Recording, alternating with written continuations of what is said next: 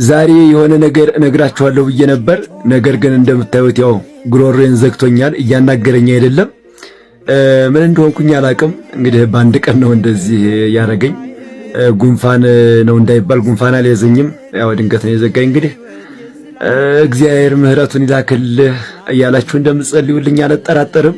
እንግዲህ ነገ ከነገ ወዲያ ትንሽ ለቀቅ ካረገኝ እንቀጥላለን።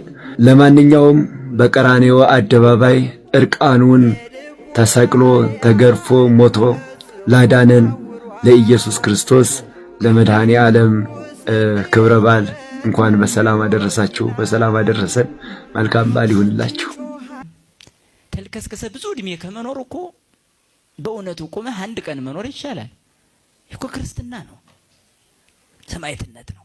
ታዲያ እሳቸው ምን አሉ? የኢትዮጵያ ሕዝብ አሉ አቡነ ጴጥሮስ። ይገርማቸዋል። ስማችሁ ወረክሶ ብዙ እድሜ ከምትኖሩ ስማችሁ ቢቀደስ እና መብታችሁን ብታስከብሩ ብለው ለሰማዕትነት ራሳቸውን አዘጋጅተው ነው የሞቱት። እሳቸው ሀገር መጠበቅ ማለት ቤተክርስቲያን ድርሻ ምን ያህል እንደነበረ ማየት ይቻላል። አያችሁ እና ሀገርና ቤተክርስቲያን እንዲህ ናቸው። በአርሲ በተደጋጋሚ ለሚፈጸሙ ግድያዎች መንግስት ኃላፊነት መውሰድ እንደሚገባው የፓርላማው አባሉ አበባው ደሳለው አሳሰቡ። ሃይማኖትን መሰረት ያደረገ ጥቃት እንዲቆም እኔም በሆን ቀደም ብዬ ለጠቅላይ ሚኒስትሩ በፓርላማ ጥያቄ አቅርቤ ነበረ። ይህን መሰል ጥቃት በአካባቢው በተደጋጋሚ እንደሚፈጸምም ገልጿል። ለዚህም ዋነኛው ምክንያት የአካባቢው አመራሮች ችግሩን ለመቅረፍ ፍላጎትና እንዲሁም ደግሞ ቁርጠኝነት ስለሌላቸው ነው ባይ ናቸው። በቀጣይ ግን መንግስት ችግሩን መፍታት ካልቻለ ሰዎች ተፈጥሯዊ የሆነውን ራሳቸውን የመከላከል መብት ተጠቅመው ራሳቸው እንዲከላከሉ ሊያስታጥቃቸው ይገባል፣ አሊያም ደግሞ በራሳቸው እንዲታጠቁ ማድረግ። ስለዚህ አሁን የሆነው የተደረገው የኢትዮጵያ ኦርቶዶክስ ተዋሕዶ ቤተክርስቲያንን የደም ስር መበጠስ ነው። አንድ ሰው የደም ስሩ ከተቆረጠ የመሞት እድሉ 99.9 ነው። ወዲያውኑ የሚያስቆመው ነገር ካልተገኘ በሕክምና ዓለም ዋናው ነገር ደም ነው። ደም ካለቀ አለቀ። ስለዚህ ይሄ የሆነው እንግዲህ አሁን ሆነ የምንለው ነገር የኢትዮጵያ ኦርቶዶክስ ተዋሕዶ ቤተክርስቲያን የደም ስር መቆረጥ ነው። ይህን ሁሉም ሰው ማወቅ አለበት። ይህን ከላይ እስከታች ያለን ሰዎች ማወቅ አለብን። እንዲህ በስህተት አይደለም የደም ስሩ የተቆረጠው፣ በስህተት አይደለም። ይሄ በተጠና መልክ በትክክል የት ላይ እንደሆነ የደም ስሩ የቤተ ክርስቲያኒቱ የደም ስር የት ላይ እንደሆነ ተጠንቶ የተደረገ ነገር ነው። ስለዚህ እንደዚሁ ዝም ብለን በስብሰባ ብቻ እንትን የምንለው ነገር አይደለም። የሆነው ይሄ ነው። በአንድ ቃል ስናገር ብፁዕ አባታችን አቡነ አብርሃም ሕጋዊ ሰውነት ያላት ይህን እኮ መንግስት ያውቃል። የራሱ ሕግ እኮ ነው ያለው። የሚያነብ እኮ ነው መንግስት። እና ደግሞ ይህን ያህል ቀን አንድም የመንግስት ኃላፊ የሆነ አንድም ተስቶት በዚህ ጉዳይ ላይ አለመናገር ማን እንዳደረገው አወቅን። አሁን ይሄ በደንብ መጠናት አለበት። ይህንን በደንብ ሁሉም ሰው ማወቅ አለበት። የኢትዮጵያ ኦርቶዶክስ ይሄ የሚያስደነግጥ የሚያስፈራ ነገር አይደለም። በደንብ አድርገን ራሳችንን አደራጅተን አጠናክረን በመንፈሳዊና በማህበራዊ ጉዳይ ላይ ራሳችን እንድናጠናክር የሚያደርግ ነገር ነው። ስለዚህ የሆነው የደም ስር ብጠሳ ነው። የተደረገው ደግሞ በትክክል ታስቦ በሽተኛው እንዲሞት ወይም ደግሞ ሰው እንዲሞት ተደርጎ የተደረገ ነው። ያደረገው ደግሞ አዋቂ ነው ብዩ። ታዲያ እኛ ምንድን ነው የምናደርገው ነው? የመጀመሪያው ነገር ደሙን ማቆም ነው። የደም ስር ተበጥሷል። ይሄ ደም እንዳይቀጥል ማስቆም ነው። እንዴት? እያንዳንዳችን በያለንበት የማይታወቅ የሚባል ነገር የለም። ሀገሩን የሚመራ ሰው ነው ሰውን የሚገለው። ሰራዊት አዝምቶ እየገደለ ነው። በደርግ ጊዜ ሰው ሲያልቅ በቀይ ሽብር መንግስቱ ምን አረገ? በስሩ ያሉ ናቸው የሚሉ አስገራሚ ነሆለሎች ነበሩ። አሁንም እሱ ምን አረገ ሊሉን የሚፈልጉ እሱ አዞ ሰራዊት አዝምቶ ጫካ አስቀምጦ መዋቅሩን በአንድ ዘርና በአንድ ሃይማኖት ቀይሮ የፖሊስ አዛዡን በሙሉ የሆኑ ሃይማኖቶችና የሆኑ የፖለቲካ ዝርያ ያላቸውን ሰዎች ብቻ አድርጎ በአዲስ አበባ ከተማ 75% ኦርቶዶክስ እያለ 99%ቱን የአንድ ቋንቋ ተናጋሪና የሌላ ሃይማኖት ሰዎች ብቻ ከከንቲባ እስከ ቀበሌ ድረስ ዘርግቶ ሰው የሚያደህየውና ዘር የሚፈጀው አብይ አህመድ ነው። ይሄን ደግሞ ለኢትዮጵያ ሕዝብ መንገር ነው። ለደነዘዘው ሰራዊት ለሱ ብሎ ሰው ለሚያርድ ሰራዊት መንገር ነው። የኢትዮጵያ መከላከያ ለዚህ ለደም ለሚጠጣ ሰውዬ ሰውን አይግደል ራሱ አይሙት ብሎ መንገር ነው። ይሄ ሁሉ መፍትሄ መንገድ ስለሆነ ሁላችንም እንጩህ። ለእናንተ ትቻለሁ። በአሩሲ ክፍለ ሀገር ስለተጨፈጨፉት የኦርቶዶክስ ሃይማኖት ተከታዮች 99 ሻማ ማብራት ምንም የሚፈይድላቸው ነገር የለም። ምንም አበራህ አላበራህ፣ በመድረክ ላይ ጮህ አልጮህ የሚሰማህ የለም። አፍሪካ ውስጥ እንደዚህ አይነት ጥያቄ አይሰራም። በተለይ ኢትዮጵያ ውስጥ ጉልበት ነው የሚያዋጣ። ጉልበት ታጥቀህ መዋጋት ብቻ ነው የእነዚህን ሰዎች ደም ለመመለስ። ኢትዮጵያ ውስጥ ዲሞክራሲ ለማምጣት ከተፈለገ አብይን ተዋግቶ መጣል የወጣቱ ድርሻ መሆን መቻል አለበት። ዘር ሳንመርጥ ሃይማኖት ሳንመርጥ ሰው ለሆነ ሁሉ በስላሴ አምሳል የተሰራ ሁሉ ለነዚህ ሰዎች ወጦ መዋጋት መቻል አለበት። እነዚህ ከርሳሞች እንደሚለፈልፉት አይደለም።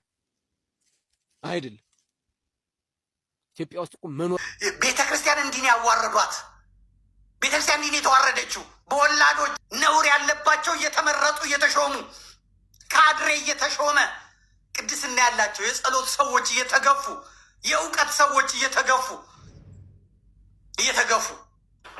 እግዚአብሔር ይፈርዳል። ደግሞ ከቤቱ ቢጀምረው ምናለን ምዕመናን የሚቀምሱትን ጽዋ እግዚአብሔር ጅራፉን ቢያነሳ አበል የሚሰበስቡ ሰዎች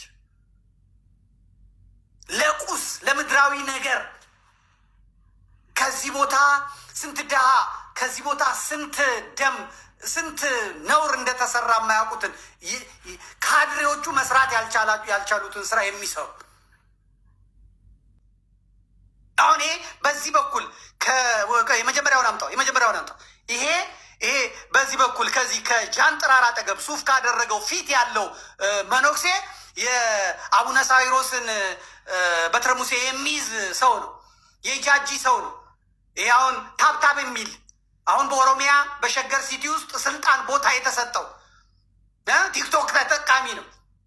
ግን ኦሮምኛ ከዚያ በነውር የተባረረ ቅሌታም ግን ኦሮሞንን በሚል ኦሮምኛ ስለሚናገሩ በኦሮሞ ስም ለስርዓቱ በማጎብደድ ምንም አይነት ቅሽሽ ስለማይላቸው እንደዛ በመሆን የመጡት አባ ሕፃንን ታውቁታላችሁ። 3 ሽጉጥ ነው ያለኝ። 3 ሽጉጥ ይሉኛል እንደ እኔ 2 ሽጉጥ ነው ያለኝ። 2 ሽጉጥ ነው ያለኝ እኔ የ40 ሚሊዮን መኪና ይነዳ ከየት አመጣው የሚጠይቀው የለም። አደባባይ ወጥቶ የሚናገር ኦሮሞ ስለሆነ ማለት ነው። እግዚአብሔር ይፈርዳል። ይህንን ወደል እንድመክተው አድርጎ አስነሳኝ ማለት ነው። እግዚአብሔር ይህን ወደል እንድመክተው አድርጎ አስነሳኝ። እኔ ዋጋዬን ቀመስኩበት፣ አፈር ከድሜ በላሁበት። ስብሐት ነጋ አስወገረኝ፣ ታሰርኩበት፣ ተደበደብኩበት፣ ታፈንኩበት። ብዙ ክርስቲያን ነን የሚሉ በጣም አይምሯቸው አንጎላቸው በብዙ ነገር የተከደነ ሰዎች እኔን አሳደዱኝ፣ ከመናፍቃኑ እኩል አሳደዱኝ። ባይገርማችሁ ሀገር የሚባል ሰው አብርሃም ዳላስ አለ ወንድሜ። ባለፈው ሜጄ ልጄን ይዤ አርፌበታለሁ። በጣም ወንድሜ የሆነ አስናቀች ባል እሱ አንድ ሀገር የሚባል ሰው አገናኝቶኝ ነበር እና እነዚህ ሀገር የሚባለው ሰውዬ አገናኝቶኝ ከዚህ በፊትም ነግሬያቸዋለሁ። እንደዚህ ለመዝሙር ቤት የሚሆን ማሽን ካሜራ ምናምን የሚሰጥ ሰው አግኝቼ ነው ስናወራ ስራ ቦታ እንደዚህ ስላለኝ ነው አግኘዋለኝ። ሳናግረው ሰውየው አይ ዘንድሮ ለአፍሪካ ይሁን ስለተባለ አብርሃም እንዲህ ስላለኝ በቃ የሆኑ ሰዎች ናቸው ሲያወሩ ሰማቸው፣ ከነሱ ላገናኛለኝ። አገናኘኝ። ሄሎ ዶክተር ገሌ ይባላለሁ፣ አቶ ገሌ ይባላለሁ ምናምን። አሁን ይሻልኩኝ። ምንድን ነው የምትሰራው አለኝ። መዝሙር ነው፣ መዝሙር ቤት ነው ያለኝ። ጌልጌላ የሚባለው መዝሙር ቤት አለኝ፣ ዲማሽን አለኝ፣ እንዲያሳትማለሁ፣ እንደዚህ ያደርጋለሁ ምናምን አልኩት። ማባዣዎች አሉ ወይ? አይ የለኝም። እንዲህ አድርገን ነው የምናባዛው። የካሴት አለኝ፣ የሲዲ ግን የለኝም ምናምን አልኳቸው። በቃ ይሄው ፎቶ አነሱ ምናሉ ላኩልኝ። ሲታይ ራሱ ወደ 4 ሚሊዮን ብር ይሆናል። በጣም ጥሬ ዕቃ ነው። ይሄንን ልክልሃለን ይገባል አሉ ያሉኝ። አዎ እኔ ደግሞ ወደ ቪዥዋል ስለነበርኩኝ ሄጄ ሃይላይት ታደሰ ቁባይ በርሄ ነበሩ ያኔ። እኔ ኢትዮጵያ ወደ ቪዥዋል ዋና ጸሐፊ ነኝ። የመረጡኝ ማህበረ ቅዱሳን እስላሙ፣ ጴንጤው በአጠቃላይ ወደ ቪዥዋል ላይ ያሉት ናቸው ዋና ጸሐፊነት የመረጡኝ። የኮፒራይት ትግሉ ጊዜ ማለት ነው። ነገርኩኝ። በቃ እነሱ ተነገረልኝ ይመጣል ብዬ ሰፍ ብዬ ጠበቅኩ። ከዛ አንድ ቀን ደወሉልኝ። እነዚህ ዶክተር የተባሉት ደወሉልኝ። ሄሎ፣ አቤት፣ አወክን? አዎ፣ እንዴ ከሌ በል እንግዲህ ብዙ ነን፣ ገሌ አሉ፣ ቴሌኮንፈረንስ ነው። እሺ፣ አቤት፣ እንደዚህ። እሺ፣ እንግዲህ እቃውን ልንልክልህ ነው፣ ግን ከአንተ እንፈልጋለን። ምን ነው የምትፈልጉት? አንድ ነገር ቃል ግባልን። ምን? ይሄ በየመጽሔቱ ከነበጋሻው ከነትዝታው ከነዘርፌ ጋር ከናሰግድ ጋር የምታደርገውን ግብግብ አቁም። አንተ ወንጌል እንዳይሰበክ እንቅፋት ሆነሃል። ሰይጣን እየተጠቀመብህ ነው። ይችን ያረጀች ይችን ያፈጀች ቤተ ክርስቲያን፣ የክርስቶስን እውነት የደበቀች የቀበረች ቤተ ክርስቲያን እግዚአብሔር መንፈስ ቅዱስ እሳት ፈጥሮ እሳት አንድዶ ሊለውጣት በእነዚህ ወጣቶች የተዘጋጀውን ሰይጣን አንተን እንቅፋት አድርጎ አቁመሃል እና እንደተለመደው ሰሚ አልባ ድምጻችን ነው።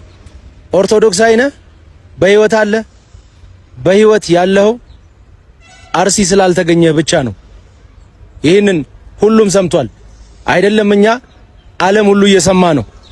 በህይወት ያለ ነው አርሲ ስላልተገኘን ብቻ ነው። ጉልበት አለኝ የሚል ሁሉ መግደል እንደሚችል የሚያረጋግጠው እኛን በመግደል የክርስቲያኖችን እንኳን ትልልቆቹን ሕፃናትን አንቆ በመግደል ጀግንነት የሚመስላቸው ሰዎች ናቸው። በገዛ ምድራችን ባዕዳን ሆነናል። ውሃችንን በግፍ በዋጋ ገዝተናል። እኛ የዘራነውን ጠላት ሰበሰበው። ጌታ ለምን ተውከን? ዝምታ ምንድነው? አምላክ ለምን ተውከን? ዝምታ በአፋርና በአማራ ክልል ሰሞኑ በአካባቢው ከፍተኛ ውጊያ እየተካሄደ እንደቆየ ሁሉም ሲከታተለው የነበረ ነው። ይህ ውጊያ ተፈልጎ ሳይሆን በተደጋጋሚ እንደምንገልጸው በሰላም ይፈታ ብለን ደጋግመን ጠይቀን የኃይል አምላኪዎች ግን ውጊያውን ለማስቀጠል ስለወሰኑ ያለን አማራጭ ጠላቶቻችንን በኃይል መደምሰስ ስለሆነ ነው ውጊያው የገባ ነው። ሰሞኑ ጠላት ያለውና የሌለው ኃይሉን በማንቀሳቀስ ከፍተኛ ውጊያ ሲያካሄድ ነው የቆየው። ቱርፉ ግን ውድመት፣ ኪሳራ፣ እልቂት ነው የሆነ ያለው። አሁንም የትግራይ ሰራዊት ግስጋሴ ማስቆም እንደማይችል በድጋሚ ተረጋግጧል። ከዚህ ጋር በተያያዘ አንዱ መልእክት ማስተላለፍ የምንፈልገው የትግራይ ሰራዊት የኢህአዴግ ሰራዊት ሲባል እንደነበረው ብሶት የወለደው ሰራዊት ነው። የትግራይ ህዝብ በደል ደርሶበት ግፍ በከፍተኛ ደረጃ ደርሶበት ይህን አይቶ የተነሳ በውሸት ትርክት ሳይሆን ለደሞዝም ብሎም ሳይሆን ለዓላማ የተሰለፈ የትግራይ ህዝብ ራሱ በራሱ የማስተዳደር መብቱ ተነጥቆ ህገ መንግስት ተረግጦ ለህዝብ ተዋርዶ ተገፍቶ በአገሩ ሁለተኛ ዜጋ ሆኖ ከዛም አልፎ የትግራይ ሴቶች በሚዘገንን በሰው መሳይ አውሬዎች ተደፍረው ህዝቡ ሲጨፈጨፍ፣ ንብረቱ ሲወድም፣ ሲዘረፍ፣ ተቋማቱ ሲፈርሱ በራሱ ተነሳሽነት ጠላቶችን ለመቅበር መብቱን በእጁን ለማስገባት በንቃት በቁርጠኝነት ለመስዋዕትነት የተሰለፈ ብሶት የወለደው ታጋይ ነው። ለዚህም ነው ብርቱ ሲበዛ ቆራጥ ጀግናም የሆነው። ወገኑን ጠብቆ ለይቶ ጠላቱንም አይቶ የሚዋጋ የዓላማ ታጋይ ነው። ስለሆነም የትግራይ ህዝብና ሰራዊት እንደ ህዝብ ጠላት የሚሉት የላቸው። አማራ እንደ ህዝብ ጠላት ተብለሃል፣ ትጨፈጨፋለህ የሚሉ ሲያደነቁሩ የከረሙት አምባገነኖች፣ መሬት አስፋፊዎች፣ ስልጣን ፈላጊዎች አንተን በማነሳሳት ኃይል በማሰባሰብ ለማገዳደል ትግራይና አማራን ለማጫረስ ሆን ተብሎ የተዘየደ እኩይ ሴራ ነው። የትግራይ ጠላቶች የትግራይን ህዝብ መብት የረገጡ፣ የትግራይን ህዝብ ከምድረ ገጽ ለማጥፋት የወረሩ፣ ንብረት ያወደሙ፣ የዘረፉ፣ ጄኖሳይድ የፈጸሙ፣ ትግራይን ከበው በረሃብና በበሽታ እንዲሞት የፈረዱ፣ ከተሞቻችን አሁን በአየር ኃይል የሚደበድቡ የፋሽስት አብይ ቡድን ተባባሪዎችና ጨፋሪዎች ይቅርና በሀገር ውስጥ የትም ገብተን ተጠያቂዎች እናደርጋቸዋለን። በመሆኑም ነው የትግራይ ሰራዊት ወገኑን ጠላቱን ለይቶ አልሞ የሚተኩስ በመሆኑ በገባበት ቦታ በአፋር በአማራ ህዝብ እንደ ህዝብ ድጋፍ እያገኘ ጠላቶችን እየደመሰሰ እየገሰገሰ ያለው። ስለዚህም የደሴ የኮምቦልቻና አካባቢው ዙሪያ የምትገኙ ነዋሪዎች ተረጋገው አትረበሹ። ለመላው የሀገሬ ህዝቦች በትናንትናው ምሽት ተስፋ የቆረጠውና ከሃዲው የህወሓት ቡድን ያልታሰበ የማይጠበቅ ጥቃት በመፈጸም ሊያደርስ የፈለገውን ኪሳራ መግለጼ ይታወቃል። ጦርነት ሰው በላ ነው። ጦርነት አገር ያደህያል። ጦርነት ቤተሰብ ይበትናል። በዚህም ምክንያት በምድራችን ዳግም ጦርነት እንዳይፈጠር መንግስታችን እጅግ ማመን ከሚከብድ በላይ በከፍተኛ ትዕግስት አንዲት ጥይት እንዳትተኮስ ያደረግነው ጥረት በሙሉ ከንቱ እንዲቀር አድርገዋል። በሀገራችን በሺህ የሚቆጠሩ ጦርነቶች አካሂደናል። የጦርነት ታሪክ እየሰማን አድገናል። በጦርነት ውስጥ ጎልምሰናል። በዚህም ምክንያት ጦርነት የደህንነት ሁሉ ምንጭ እንደሆነ ስለምንረዳ ጦርነትን ለማስቀረት ያደረግነው እልህ አስጨራሽ ትግል በዚህ ተስፋ በቆረጠ ኃይል ሳይሳካ ቀርቷል። ጦርነት በቅኖች ፍላጎት ብቻ ሊቆም እንደማይችል ዛሬ በተግባር ማረጋገጥ ተችሏል። ጦርነት በክፎች ጠባጫሪነት በማንኛውም ሁኔታ ሊቀሰቀስ እንደሚችል ይህ ከሃዲ ቡድን አሳይቶናል። የዚህ ጦርነት ዓላማ ኢትዮጵያን ማሸነፍ፣ ኢትዮጵያን ማንበርከክ እንደማይቻል ካለመገንዘብ ሳይሆን የኢትዮጵያን ሰራዊት በማዳከም ለውጭ ጠላቶች ሀገሪቱን አሳልፎ የመስጠት ከፍተኛ ፍላጎትና ዓላማ የያዘ ነው። በጣም ብዙ ልጆች በኢንቦክስ ላይ ረባካችሁ ግራ ተጋባን፣ የትምህርት ትክክል ነው ወይና ብላችሁ ስትወዛገቡ ስለነበረ ለመለስ ግን በጣም መጥፎ አካሄድ ነው። ነገራችን ላይ ማንም የፈለገው ነገር በተናገረ ቁጥር እንዴት ትወዛወዛላችሁ? ይመመናል እንዴ? ይሄ ሃይማኖት አቦኮ ሶፍት ኮፒ እኮ አለ። ምን ሆናችኋል? እንደው በውጭ ሀገር እንኳን ብትገኙ ሶፍት ኮፒ አለ አይደል እንዴ? የሆነ ሰው መጣቁት ያወዛውዛል። በቃ ድንግል ማርያም ፍጡር ብቻ አይደለችም። ምን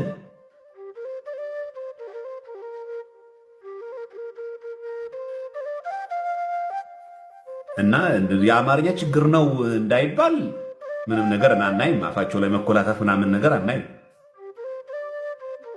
እና እንደዛ እናርገው። በቃ ኢስተር ኦርቶዶክሶችን ለመቃወም ከሆነ ደግሞ አለ ራሱን የቻለ አለ ራሱን የቻለ ደግሞ አለ።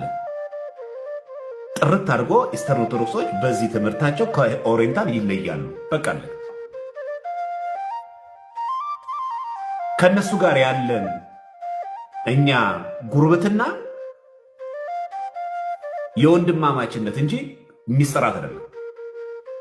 አንድ የኢትዮጵያ ኦርቶዶክስ ቤተክርስቲያን ምዕመን የሆነ ሰው ግሪክ ኦርቶዶክስ ሄዶ የሩሲያ ኦርቶዶክስ ሄዶ የሰርቢያን ኦርቶዶክስ ገብቶ ማስቀደስ ስጋውን መቀበል አይችልም። መጠመቅ አይችልም። ሜሮ መቀባት አይችልም። ሳተክሊል መፈጸም አይችልም። የሚስጥራት አንድነት የለንም። ይህን ለመናገር ከፈለጉ እኮ እንዲህ ብሎ መግለጽ ነው እኮ አለቀ። እዛም እዚህም እኮ ማለት እኮ ያስፈልግ። በቃ እኛ ልዩነታችን ማጥራት ነው። እነሱ ሁለት ባህሪ ይላሉ ግን አንድ አካል ብለው ማለት ነው። እኛ ደግሞ አንድ አካል አንድ ባህሪ እንዳለን ይህን መለየት ነው። እነሱን ለመናገር ተፈልጎ እንኳን በዛ መንገድ ግን የትኛው አብያተ ክርስቲያናትም ሆነ የትኛውም ግለሰብ ስትናገሩ ከጥላቻው ውጡ። እሺ ስተት የሆነ ትምህርት እንኳን ስትናገሩ ስተት የሆነ ነገር እንኳን ስትናገሩ እንደ ተነግሮ እንኳን ከሰማችሁ በፍቅር ማስተከለባችሁ።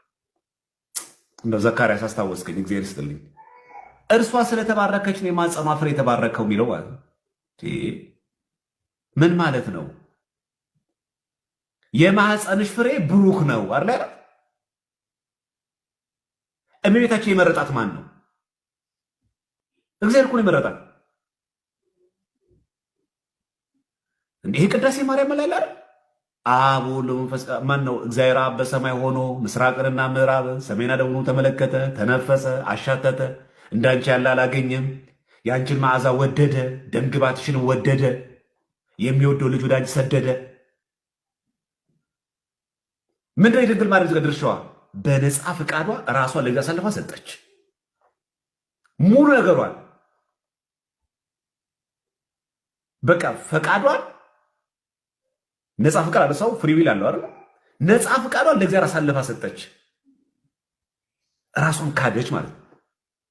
ራሱን ይካድ የሚለው ቃል ማለት ራሷን ካደች። ወንድ ላለማወቅ በንጽህና ያውን ደግሞ በሶስት ድንግልና በነፍስ በስጋ በሐሳብ ንጽሕት። ከዛ ገብርኤልን ደግሞ ሽማግሌ አድርጎ ልኮ በማሳመን ደረጃ ከመጣን እኮ ከገብርኤል የበለጠ እኮ የሚያሳምነው እኮ እግዚአብሔር ነው። እኔ አምላክ ነኝ፣ ፈጥሬሻለሁ፣ አስገኝቼሻለሁ፣ ካለመኖር ወደ መኖር ያመጣሁሽ እኔ ነኝ። አሁን ራሱ ሰው መሆን ለራሴ ጥቅም አይደለም፣ ሰዎችን ለማዳን ነው። ተሰቄ ለመሞት ነው። ልሞሸር አይደለም፣ ልሞት ነው የምመጣ ያለሁት። የእኔ የአምላክሽ እናት መሆን ምን ይመስልሻል ብሎ አልጠየቃት። ገብርኤል ነው የላከው ለእኛ ማዳን።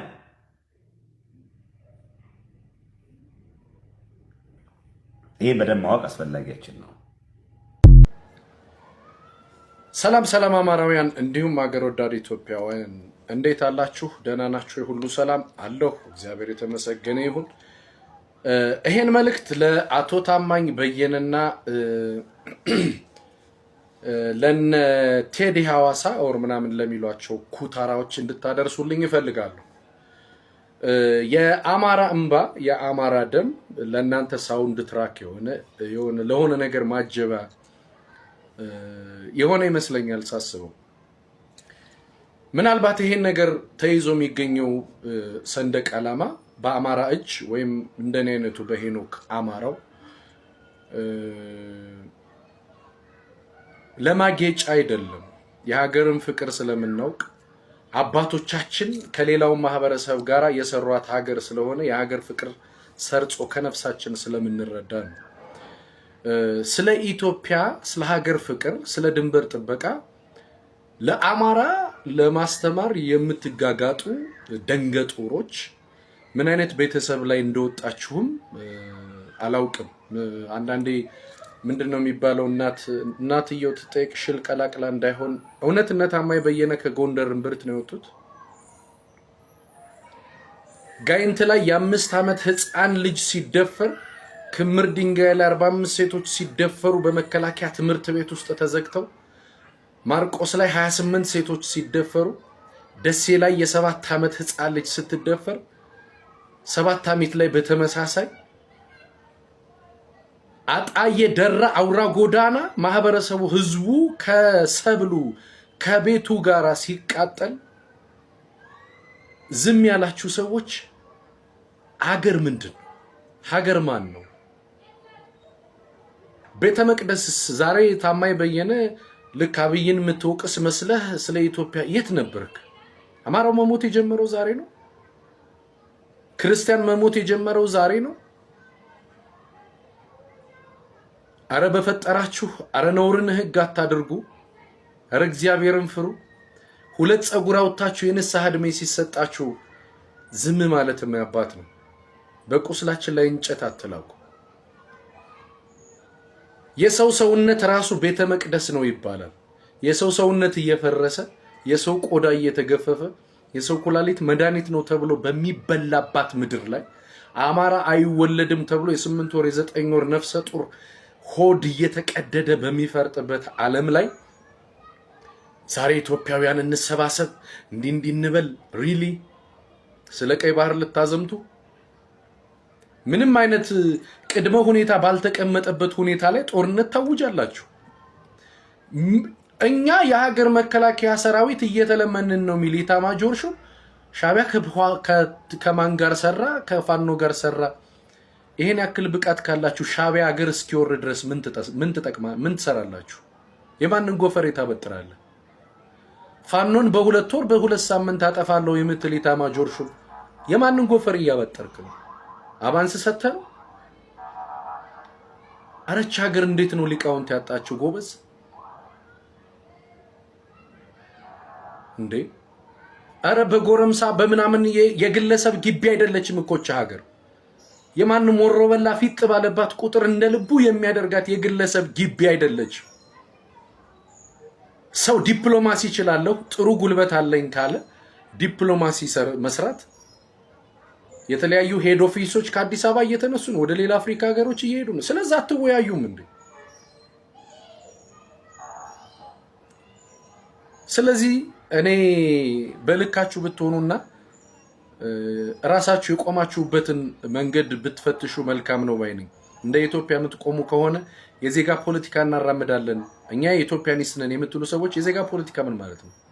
ለአንድ ዜጋ መፈናቀል ሪፕሌስ ከአንድ ቦታ ሲፈናቀል አንድ ዜጋ መፈናቀል፣ አንድ ዜጋ መሞት፣ አንድ ዜጋ ቆዳው መገፈፉ የሚያሳስበው ነው የዜጋ ፖለቲካ ማለት ነው ወይስ አማራ ዜጋ አይደለም እንዴ? ለዚች ሀገር እኮ የዘመን አቆጣጠር የሰጠ ብራና ዳምጦ ፊደል ቀርጾ ለዚች ሀገር የዘመን አቆጣጠር የሰጠ ጀግና ማህበረሰብ አገር እንዳይኖረው እያደረጋችሁ መሬቱን እየፈለጋችሁ ህዝቡን እየረሸናችሁ ና ለባህር ዝመት ና ለድንበር ዝመት። ሪሊ ዛሬ እያንዳንድሽ በየጉያሽ ያዝሽውን ሰንደቅ ዓላማ ፈትሺ።